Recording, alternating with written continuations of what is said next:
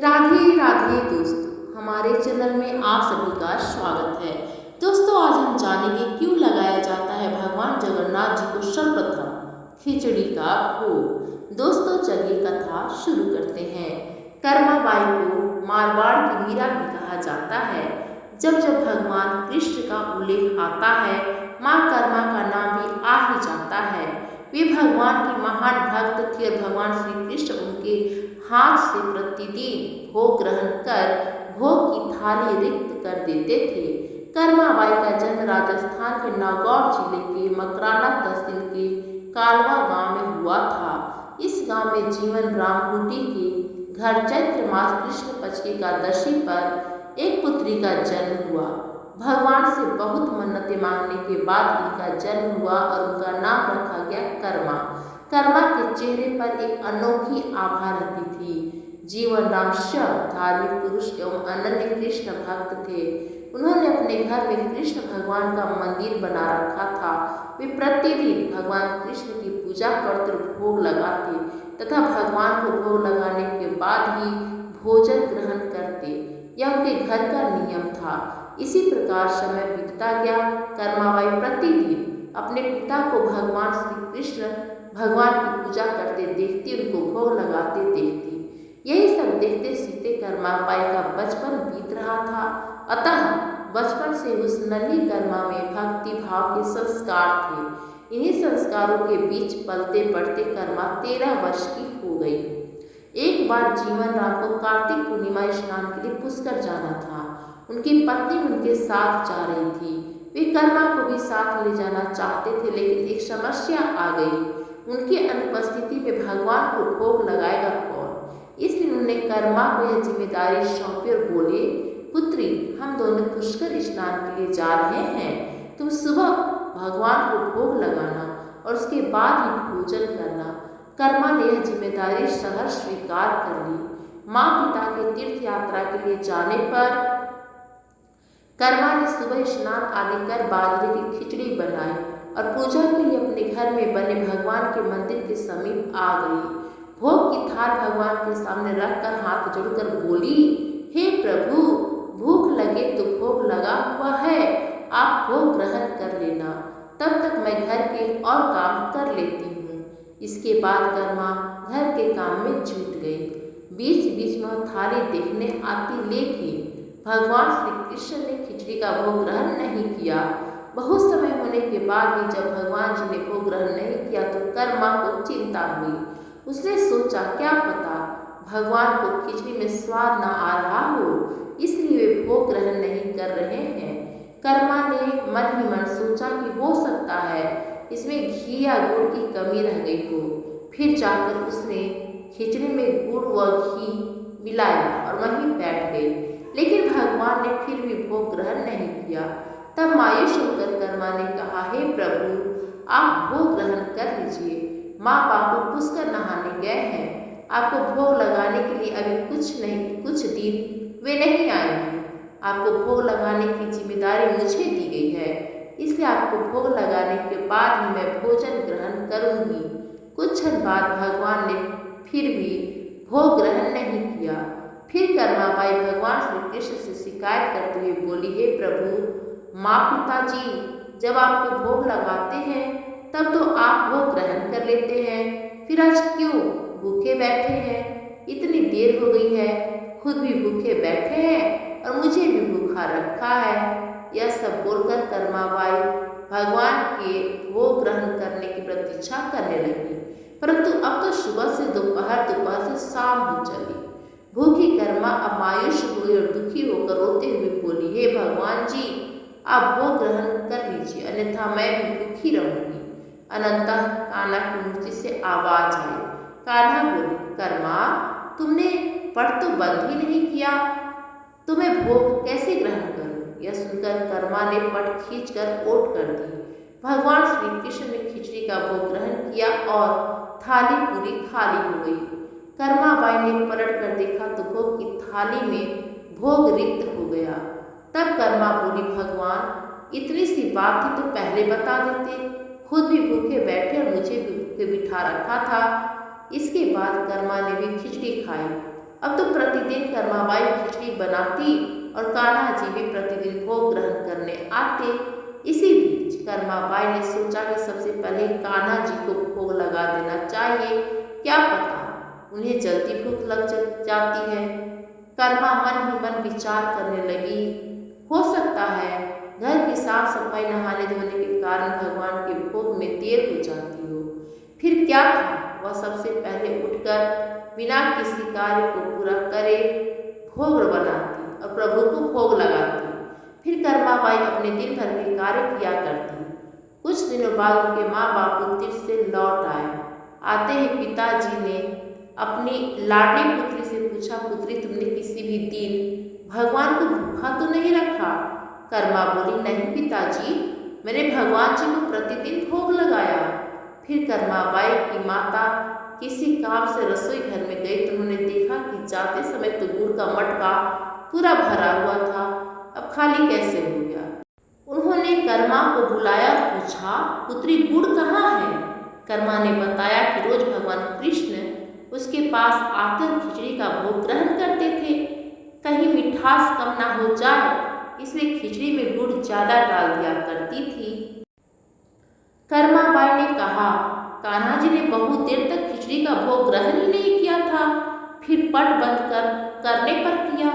यह सुनकर कर्मा के माता पिता चकित रह गए। वे जिन ईश्वर के आशीर्वाद प्राप्त करने हेतु इतनी दूर पुष्कर यात्रा पर गए थे, जिन्हें पाने के लिए लोग न जाने क्या क्या करते हैं, वे भगवान उनकी बेटी के हाथ से उनके घर में खिचड़ी का भोग ग्रहण करते हैं, यह कैसे संभव है। उन्होंने सोचा कि हमारी बेटी बावली तो नहीं हो गई।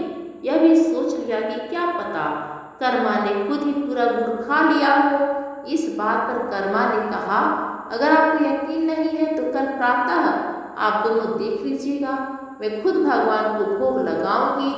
यह सब सुनकर कर्मा के माता पिता रात भर सो नहीं पाए। अगले दिन कर्मा ने खिचड़ी बनाई और मंदिर में भोग की थाली रखकर पट बंद कर दिया और बोला, हे भगवान जी, मेरे माँ बापू नहीं मान रहे कि मैंने आपको भोग खिलाया है, अब आप यह भोग खाकर स्वयं सिद्ध कीजिए। ऐसा कभी नहीं हो सकता कि सच्चे भक्त की पुकार सुनकर भगवान न आए। भगवान को आना ही पड़ा। जब पट खुला तो जीवन राम और उनकी पत्नी आश्चर्यचकित थे कि भोग की थाल में भोग बचा ही नहीं है। फिर कर्मा का जीवन प्रतिदिन भोग लगाते ही निकला। कुछ सालों बाद जब कर्मा के माता पिता का निधन हो गया तो कर्माबाई अपने कान्हा की मूर्ति साथ लेकर तीर्थ यात्रा के लिए निकल पड़ी। परंतु भगवान की कृपा से उन्हें हर दिन खिचड़ी बनाने के संसाधन मिल ही जाते और वे प्रतिदिन कान्हा को भोग लगाते तथा तीर्थ यात्रा करती हुई देवी कर्मा भगवान जगन्नाथ की नगरी पहुंची। उन्होंने वहीं रहने का मन बना लिया। वहां भी रोज भगवान को खिचड़ी का भोग लगाती।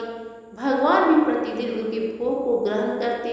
जिस दिन उन्होंने पहली बार जगन्नाथपुरी में खिचड़ी बनाई, उसी दिन उनके पास से जा रहे एक बालक ने उनसे कहा, माता, घी की बहुत अच्छी सुगंध आ रही है, क्या भोजन बच्चा है?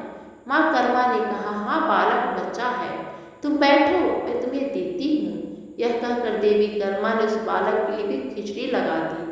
बालक पूरे मन से स्वाद लेकर खिचड़ी खा रहा था। देवी कर्मा को यह देखकर बहुत सुख की अनुभूति हो रही थी। बालक ने खाते खाते पूछा, माता, क्या मैं कल भी आऊं तो क्या आप मुझे खिचड़ी खिलाओगी? यह सुनकर देवी कर्मा मुस्कुराई बोली, हाँ पुत्र, तुम प्रतिदिन आओगी तो भी मैं प्रतिदिन तुम्हें खिचड़ी खिलाऊंगी। यह सुनकर बालक प्रसन्न हुआ और प्रतिदिन देवी कर्मा के पास खिचड़ी खाने आया करता।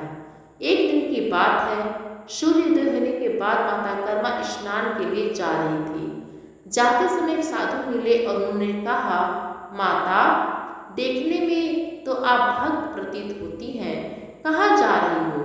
माता ने कहा, मैं स्नान करने जा रही हूँ। साधु ने बोला, इस समय स्नान? एक भक्त को तो ब्रह्म मुहूर्त में ही स्नान आदि कर लेना चाहिए। माता बोली, महाराज, उठ तो मैं जल्दी जाती हूँ, पर ठाकुर जी को भोग लगाने में देरी हो जाती है। साधु बोले, हे देवी, आप बहुत धार्मिक महिला हैं, भगवान को प्रतिदिन भोग लगाकर ही भोजन ग्रहण करती हैं,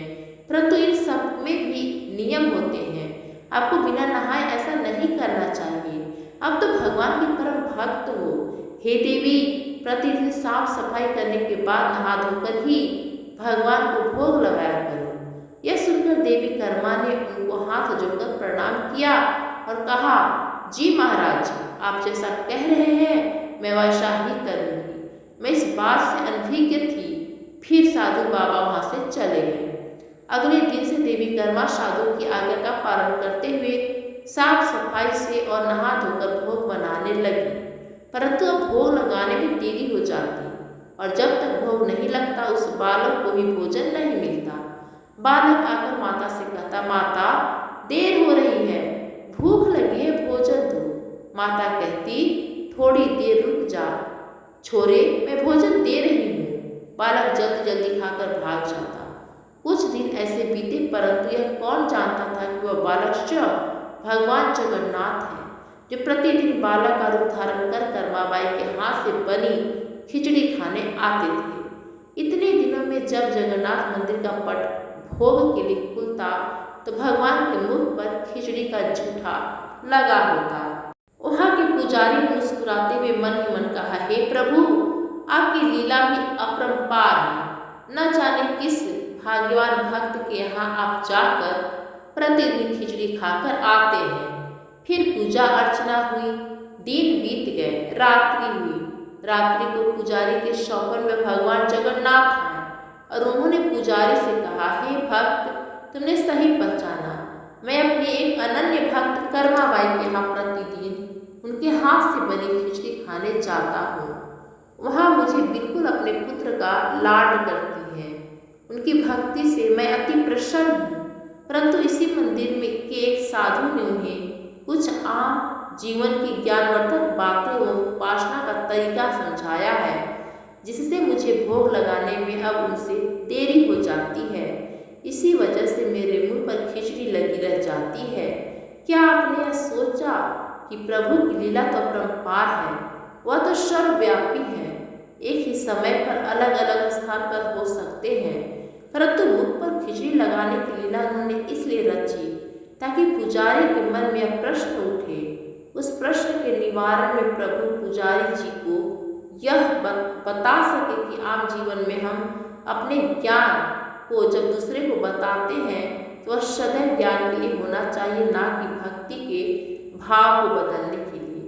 क्योंकि सांसारिक जीवन के लिए ज्ञान आवश्यक है और ज्ञान महत्वपूर्ण है, परंतु जहाँ भक्ति होती है वहाँ ज्ञान का कोई काम नहीं। भक्ति में भक्त अपने प्रभु के प्रेम में डूबा रहता है। उपासना के कई तरीके हैं, जितने भक्त उपासना के उतने ही तरीके। जब ईश्वर ने ही उपासना के तरीकों पर प्रश्न नहीं उठाया तो किसी को भी किसी की भक्ति पर प्रश्न नहीं उठाने चाहिए। जो महिला प्रभु को बिना नहाए खाना देती है, उसका भाव सिर्फ इतना था कि मेरे प्रभु को जल्दी खाना मिल जाए, वह भूखे ना रह जाए, और यह प्रेम भाव प्रभु के लिए हर नियम से ऊपर था। इन बातों को सुनकर पुजारी जी ने साधु बाबा को बुलाकर यह बात कही। साधु बाबा को भी अपनी गलती का एहसास हुआ कि वह भगवान और भक्त के बीच में आ रहे थे, और उन्होंने बिना समय गंवाए माता कर्मा के पास जाकर कहा कि हे देवी, आप जैसे प्रभु को पहले भोग लगाती थी वैसे ही लगाइए।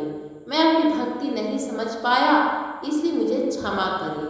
देवी कर्मा ने कहा, जी ठीक है, मैं कल से फिर से उसी समय पर वैसे ही भोग लगाऊंगी। माता कर्मा ने फिर उसी तरीके से भोग लगाना शुरू कर दिया और भगवान के मुख पर खिचड़ी का झूठ अब नहीं लगा रहता। ऐसे ही कई वर्ष बीत गए। एक दिन पुजारी ने देखा भगवान जगन्नाथ की आंखों से आंसू बह रहे हैं और वह भोग ग्रहण नहीं कर रहे हैं। तब उन्होंने मन ही मन भगवान से पूछा, हे प्रभु, ऐसा कौन सा अपराध हुआ हमसे कि आपने भोग ग्रहण नहीं किया और आपकी आंखों से आंसू भी बह रहे हैं। प्रभु, यदि हमसे कोई अपराध हुआ है तो क्षमा करें और भोग ग्रहण करें। आपके भक्त जन प्रसाद के लिए प्रतीक्षा कर रहे हैं। फिर क्या था, भक्त वत्सल प्रभु ने प्रसाद ग्रहण कर लिया। फिर सौपर में भगवान बोले, पुजारी जी, आज मेरी माँ कर्माबाई इस लोक को छोड़कर मेरे निज लोक को विदा हो गई। अब मुझे कौन खिचड़ी बनाकर खिलाएगा और मुझे अपने बेटे की तरह लाड करेगा। अगले दिन पुजारी ने कहा, प्रभु, माँ की कमी को तो कोई पूरा नहीं कर सकता, परंतु माता कर्मा द्वारा प्रतिदिन आपको लगाया जाने वाला खिचड़ी का यह भोग उन 56 भोगों से सर्वप्रथम पहले दिया जाएगा। यह प्रथा अनंत काल तक चलती रहेगी। इस तरह आज भी जगन्नाथ भगवान को खिचड़ी का भोग सबसे पहले लगाया जाता है। उसी दिन से भगवान जगन्नाथ के भोग में कर्माबाई की खिचड़ी भी चढ़ने लगी। यह थी भक्त कर्माबाई की कथा और उनके खिचड़ी से जुड़ी प्रभु की लीला। ऐसे ही सनातन धर्म से जुड़ी प्रेरणादायक कथाओं को जानने के लिए हमारे साथ जुड़े रहिए। जय जगन्नाथ।